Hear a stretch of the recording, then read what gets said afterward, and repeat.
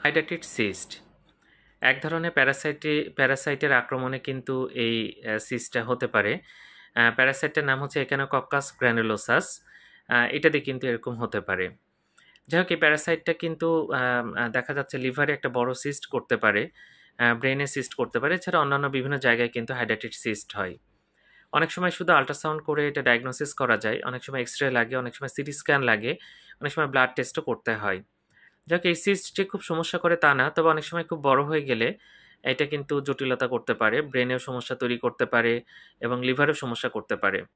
তো এটা চিকিৎসা আছে, খুব ভালো চিকিৎসা আছে। কখনো কখনো অপারেশন লাগতে পারে, তবে খুব কম ক্ষেত্রে কিন্তু অপারেশন লাগে। এটা কিন্তু বিভিন্ন ট্যাবলেট পাওয়া যায়, সেটা দিলে কিন্তু আস্তে আস্তে এটা ঠিক হয়ে যায়, তবে দীর্ঘদিন ধরে এটা খেতে হয়, এটা একটা বিষয় আছে। যাক, এখন যে বিষয়টা গুরুত্বপূর্ণ সেটা হচ্ছে যে আমরা প্রতি ৬ মাস পর, পর অবশ্যই কৃমির ওষুধ খাবো এবং পরিবারের সবাই একসাথে খাবো। এইটা না খেলে কিন্তু এরকম সিস্ট কিন্তু হতেই পারে। ধন্যবাদ সবাইকে।